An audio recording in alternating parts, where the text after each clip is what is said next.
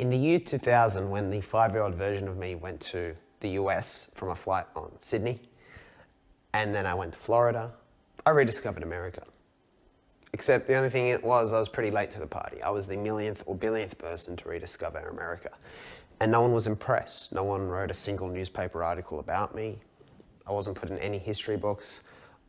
I guess I was a bit shortchanged.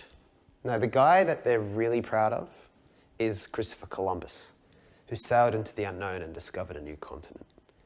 And it turns out, as I had to learn as a 5-year-old, that the ones we celebrate are the people who go into the unknown, who explore and discover something new. There's not much credit to be found in following a map, but there's a lot of glory to be found in creating the map, the new map, that leads to somewhere we haven't been before. And that's human achievement. That's progress. So we celebrated, and that was the hard lesson. As a 5-year-old, all I got was a photo with Mickey Mouse, which I still have to this day.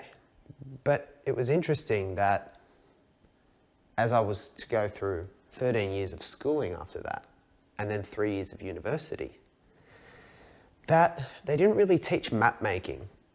They taught map following. See, I was taught that there was a place to go already, and then all I had to do was find the one right answer. If it was a math question, I had to do it the one way that I was told to do it. If it was a reading question, there was one right answer to answer about the character's struggle in the book. If I did a test, I was meant to get it right the first time and do better than everyone else. See, in the world of discovery and exploration, there's only discovery and searching. Real opportunity is alive in the unknown, in the uncertain and the unpredictable. You can't set out to discover America.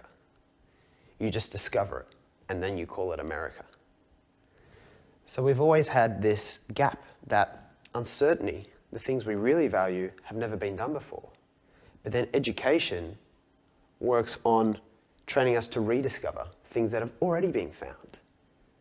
Don't give us the opportunity to discover new things and play and explore. We're not taught how to create maps. We're just taught how to follow maps that lead to boring places that have already been discovered. Now, I have a problem with that because each human life is exploring this world of limitless potential. We're not just exploring the seas anymore. We're exploring space.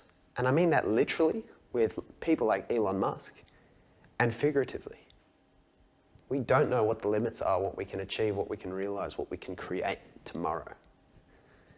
But we are limiting ourselves because we're not creating the creators today. And where and how can we create this thing? How can we embrace uncertainty, embrace the unknown?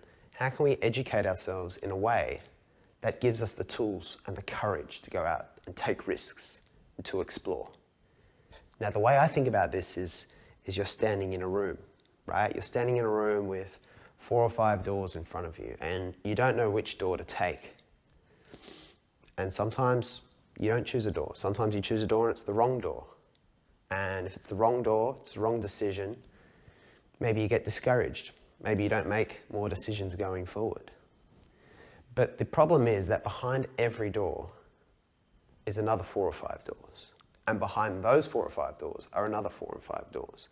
And eventually, there's at least 1,000 doors, 1,000 opportunities that are opened by the first door. And now we can't see them when we start out.